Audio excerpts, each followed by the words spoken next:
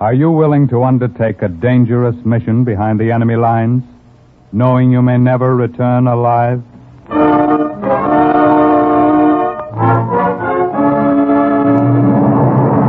What you have just heard is the question asked during the war to agents of the OSS.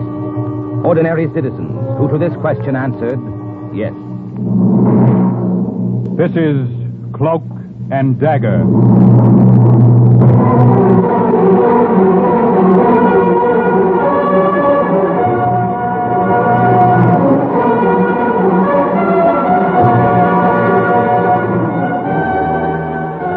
Black warfare, espionage, international intrigue. These are the weapons of the OSS. Today's story, The Trojan Horse, is suggested by actual incidents recorded in the Washington files of the Office of Strategic Services. A story that can now be told.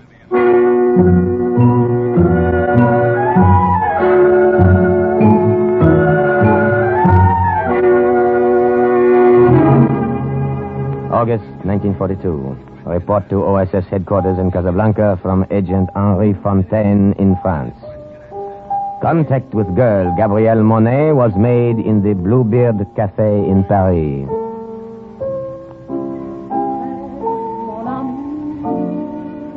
I went there alone on the evening of the 15th. I sent her a note with a waiter asking her to come to my table when she'd finished her song. Then I sat and waited. German officers were spread about the room as they were spread about all of occupied France. I wondered what they would say if they knew why I had come.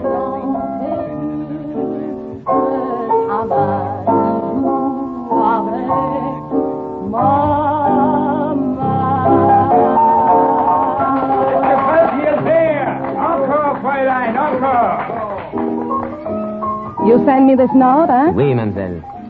Will you join me? Why not? I drink with anyone these days. What will you have, eh? What have you? Let me taste from your glass. It is very bad wine. Huh? You are right. Oh, the only time a girl may get good wine nowadays is when she drinks with the Boche. Never mind, I'm not thirsty. I enjoyed your song.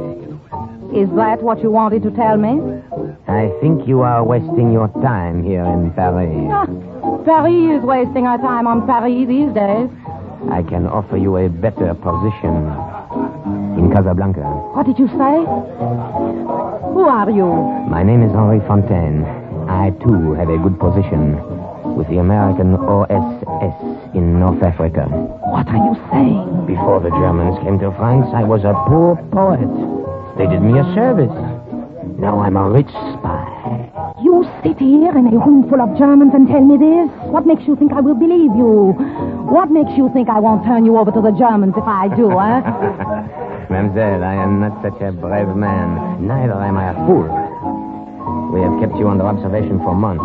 We know you better than you know yourself. Is there anything you'd like to know about yourself? What do you want of me? On our side, we have only the very best. Forgers, counterfeiters, cutthroats, and spies. Will you join us? Just tell me what you want me to do.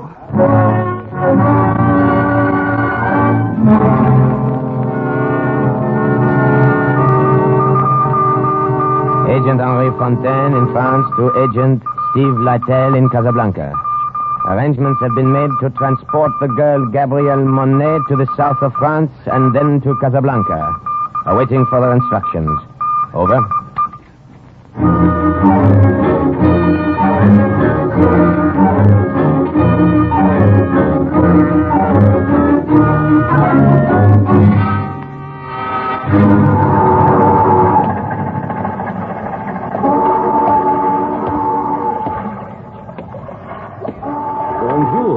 Bonjour. The roses will bloom early this year, I think. Oui, but not too early, I hope. Good. I've been waiting for you. It is dark. I can't see you well. Is the girl with you? She is here. Gabby, say something so our friend will know you are here.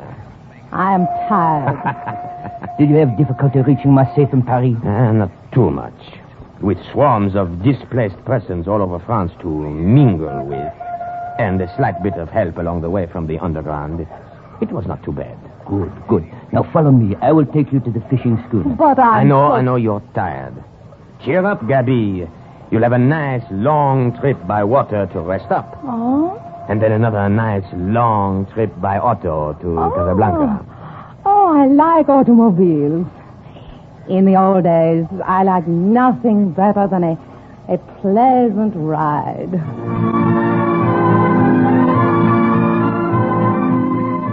But Gabby did not like the automobile trip to Casablanca. It was probably nothing like the old days. I drove up front alone while she was fitted in the trunk of the car behind gasoline drums. There were gunny sacks and a Moroccan rug thrown over her. Across everything, a heavy canvas cover lashed down with just enough air left for her to breathe. We drove that way over rough roads for several hours. When it got dark, I pulled over to a side lane and let her out.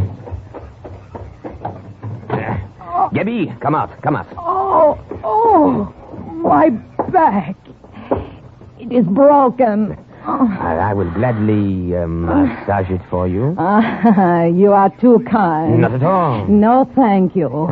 Pity. Why did we stop? To give you a chance to stretch your legs. And a cigarette if you want one. Oh, I would die for one. Give. I have one lit here. Mille merci. You see? I tried to be gentle. I tried to make up for the inconvenience I am causing you. Ça c'est drôle. I remember what another poet once said. A German, by the way, but not a Nazi. His name was Goethe. What did he say? He said, be gentle with women. Remember, they were made from a broken rib. I am not amused. I'm sorry. You are always smiling. Do you enjoy the war, huh? I am a poet. There is poetic excitement in being behind the lines, working underground. I enjoy being a spy. Well, I am no Mata Hari. You will do. You still have told me nothing. Why did they send for me? You remember a German named Paul Vogel? Paul... What do you know of him? Tell me. Not now. The time is late. But I must Throw know. away your cigarette. Why did you mention I said later. We have a long journey ahead. If we pass the border post, I will tell you. If we do not, the words and minutes would only be wasted.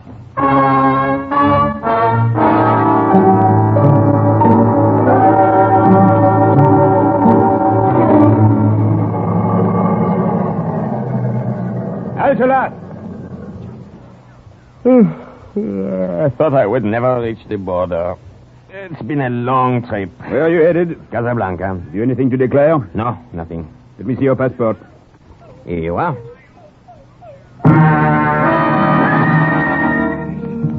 All of a sudden, I spotted a small black dog sniffing and whining at the trunk of the car where Gabrielle was hidden. The customs officer had not noticed him, and I knew I had to find some way to keep him from noticing. One becomes stiff after so long a ride. While he looked over my passport, I went to the rear of the car, picked up the dog by the scruff of the neck, and started to pet him. Well, your passport seems to be in order, but what's the matter with Jeff? Oh, nothing. Perhaps he does not like to be picked up. No, if he did, he wouldn't try to bite you. Better put him down.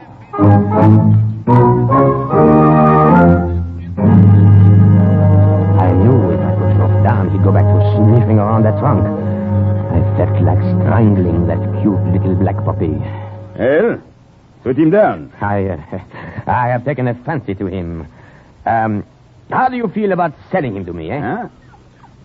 Well, you are serious, monsieur? Oui, I like him. Come, how much, eh? Oh, take him. There are two more like him around somewhere. Thank you. He will liven up the journey. Wait. Huh? Before you go, Yes? what is in your trunk? Huh? I said, what is in your trunk? Let me put the dog in the car, and then I will show you. The trunk, I will show you. You see? Gasoline drums. Yes, I see. Very well. Close the trunk. I may go? Of course. Thank you again for sure.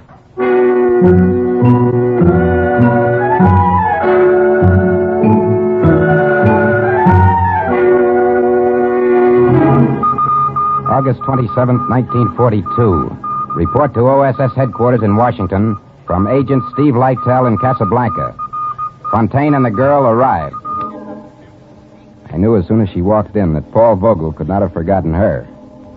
I only hoped her memories of him weren't too strong. Now, as you know, Miss Monet, this is an international zone. We are, in effect, neutrals. In Casablanca, we pass each other in the streets. Germans, Americans, Vichy, and Free French.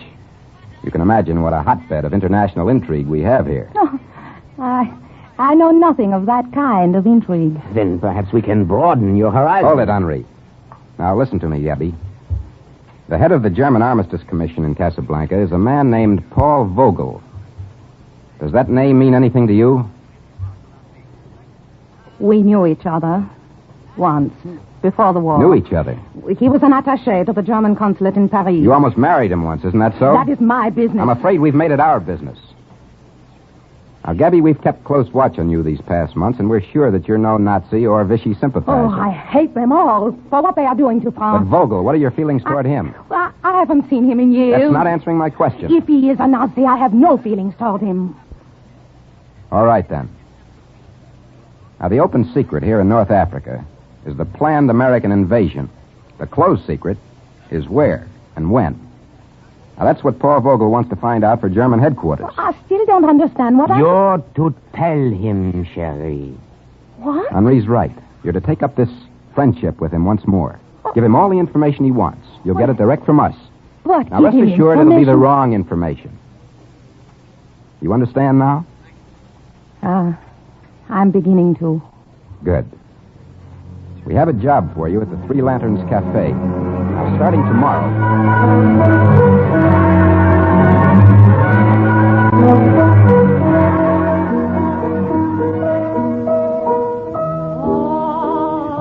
And Henri Fontaine and I were at the Three Lanterns Cafe the next night when Gabrielle opened there.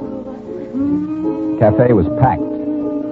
But even the crowd around the bar, officers with ribbon chests, waterfront riffraff, and black marketeers, all of them were quiet when she sang.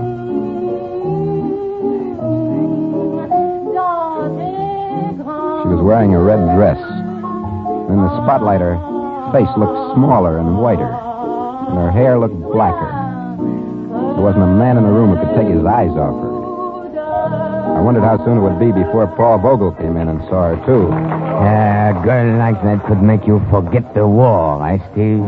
I've got a wife back in Syracuse. Can she wear red like that? My wife can be trusted. And this girl? She and Vogel were pretty close in the old days. I know my own kind.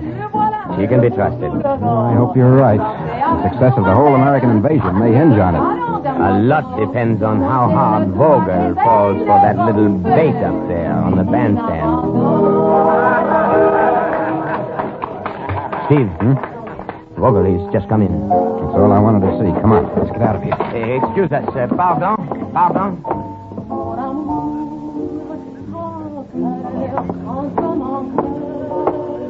This table is free, waiter. It will do. Oui, Vogel. You wish to see the wine list? That girl. How long has she been here? The singer, you mean? She started only tonight. Tell her to come to this table when she's finished. You understand? I understand. No, you don't. You only think you do. Go tell her what I said. And bring a bottle of your best wine.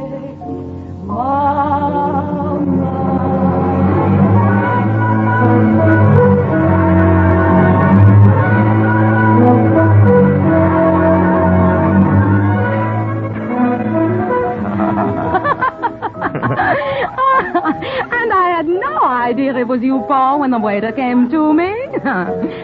How like you to walk back into my life so quietly after making so violent an exit.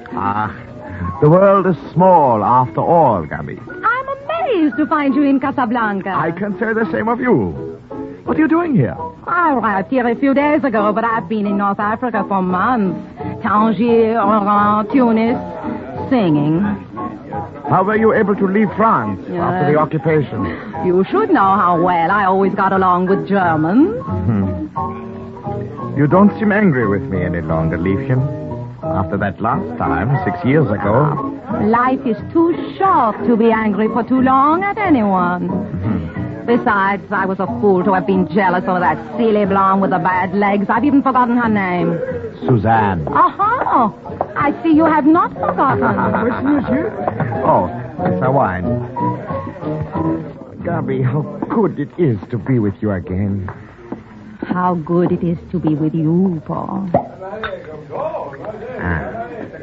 For you? For me. Now, we will drink to what is to be, Liebchen.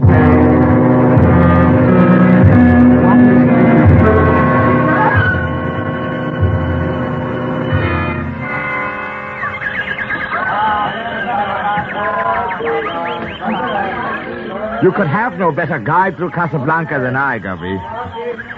Come, what else would you like me to buy you from the marketplace? A scarf, perhaps? A gold scarf to put around your hair, yeah. Have you taken many girls to the marketplace, huh? Will you be forever jealous of me, Liebling? What is it, the French in you? It is the woman in me. I imagine you are in great demand by the women here. The chief of the German Armistice Commission. How did you know that? I know more than you think. Oh? Would it interest you to know the name of one of the most important American agents in North Africa? Who? Steve Lightfeld. What do you know of him? I know him. And he knows the details of the planned American invasion. Come. I will buy you a gold scarf. Well, have you nothing to say of what I just told you? I knew that already. I, too, have agents. However, thank you for telling me.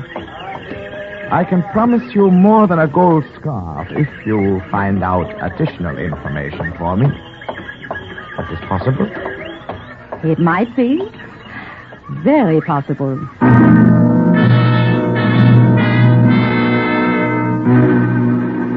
Agent Lightel in Casablanca to OSS in Washington. The girl, Gabrielle Monet, has been in the paid employ of the German government here for several weeks, according to our plan, and will transmit to them the Dagger cover project. September 1942. Report to OSS headquarters from Agent Monet. I had a feeling that things were going too smoothly.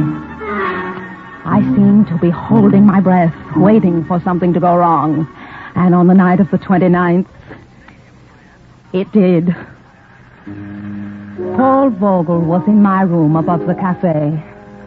We were listening to my record of our favorite song.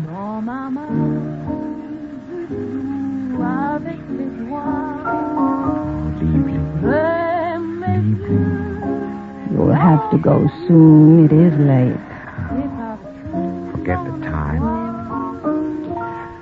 Who would think it would come to this again, Gabi? After that day in Paris, when we quarreled so. I remember that day. We showed poor judgment to argue out of doors. It was raining. I got a terrible cold in the nose. Poor Gabi. Let me kiss that poor nose.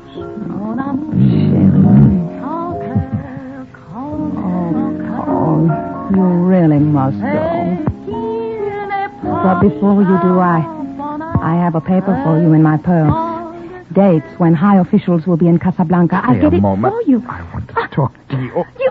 You're hurting my arm. Let Germany me go, is Paul. paying you well for this information I know, you are Paul, giving us. please. Some of it is useful information, but none of it is as important as I would like. I will try to do better. You had better do better. You know what would happen, Gabi, if I found out you were crossing me. I would not cross you. It is nothing for me to my... twist your arm like this. Such a small arm. Think what I could do if I really tried to hurt you. You hurt me now because you don't trust me. What do you want? You claim to know this American like that. I do. You claim you get your information from him. I Is do. that all he gives you? What about his love? Oh. Does he give you that, too? Paul, the shoe is on the other foot. Now it is you who are jealous. Oh, how foolish. Think. Would I lie to you? Gabby. Oh, Gabby. If you ever lie to me, I would rather see you dead at my feet than standing looking at me and lying. You'll hear what I say. Yes. Yes, I hear.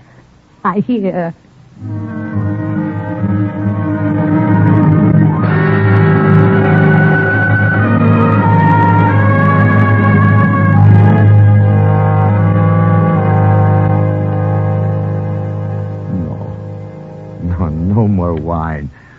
I must keep my head clear to think of what you have just told me. Now, are you satisfied that I'm earning my money? Dakar. So the Americans will land in a few weeks at Dakar. Very likely. Dakar is strategically important. It will be more important if the German fleet is there to stop the invasion. Yeah. That bungled attempt at a landing under de Gaulle's leadership failed, so the Americans probably figure we would not dream that they would try it again in the same place. One American, Steve Lytle, does not dream you nor this. Are you going to tell German headquarters? But of course, this is something they will want to know.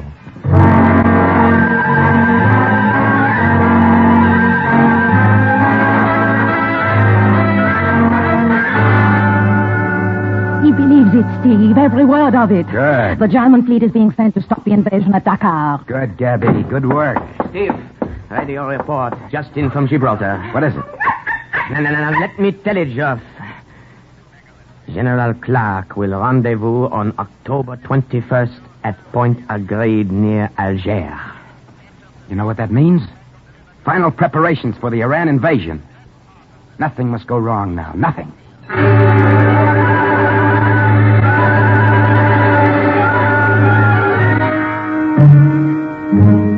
November 4, 1942. Something very wrong happened. Paul came to my room just before I was ready to go downstairs to the cafe. Paul! Gabby, your friend Lytle has been playing you for a fool. Do you hear what I say? I don't understand. The invasion is not Dakar. I just learned myself it's to be Oran. And the German fleet, on my suggestion, is waiting in Dakar for nothing. Paul. And will continue to wait for nothing. Paul, it can't You know be. what this will mean to me? Do you realize what the High Command will do to me for this? Please, Paul. I'm ruined. Perhaps your latest information was wrong about Oran. No. It all ties in. They, the Americans, wanted me to believe that... Gabby, what have you to do with this? Now what are you saying? I'm getting tired of your suspicions. One day you trust me, the next day you don't. You're French? What kind of French? Instead of questions, ask yourself this. Would I betray you, Paul? Not Germany, but you. Think. Look at me. Look at your Gabby and answer.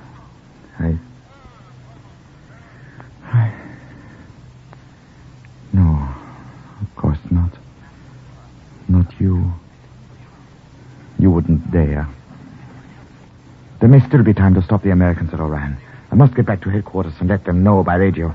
I should have done that right away instead of coming here. Oh, have a drink first. No, later. I'll be back. It will later. not be easy for you to tell the High Command this. A drink will fortify you. Yes. Perhaps you're right. One drink, then.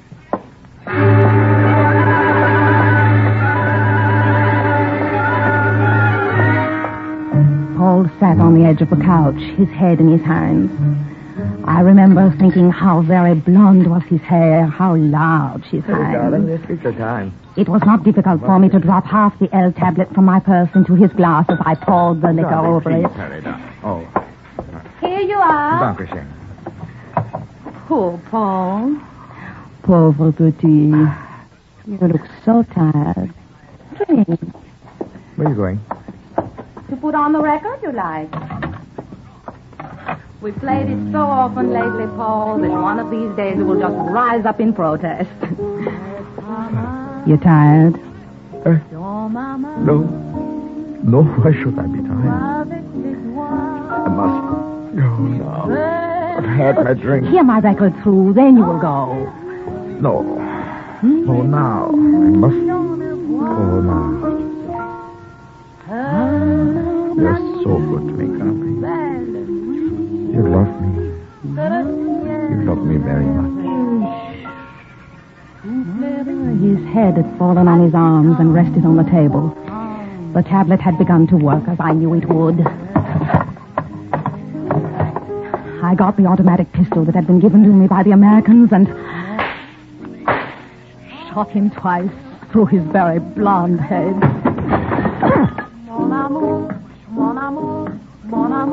Report from Agent Gabrielle Monet. Fini.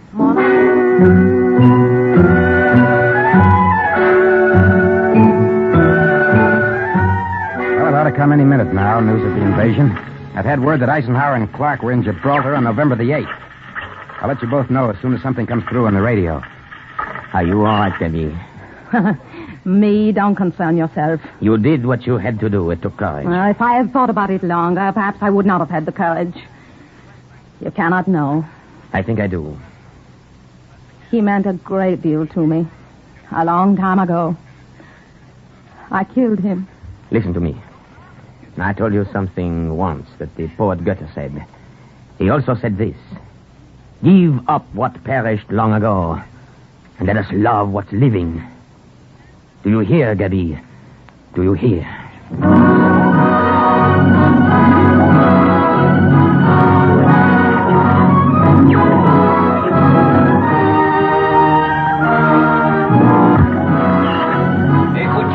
Écoutez. Yankee, Franklin, Midway, Lincoln, Robert, Harry. Robert, Harry. That's the code name. Robert's arrived. The invasion's begun. Do you hear? Did you hear, Gabi? Did you? Yes, I heard.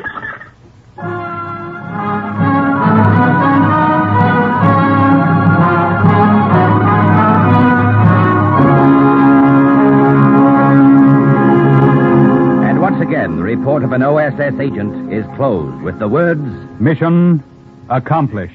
a further adventure in black warfare is next week. Cloak and Dagger.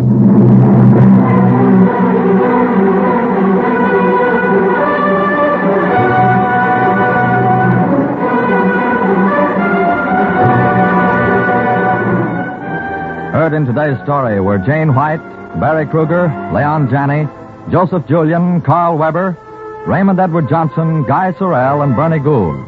Script was by Winifred Wolfe. Music under the direction of John Gart. Today's true OSS adventure was based on the book Cloak and Dagger by Corey Ford and Alistair McBain. This has been a Louis G. Cowan production under the supervision and direction of Sherman Marks. Stay tuned for the second big mystery, High Adventure, on NBC.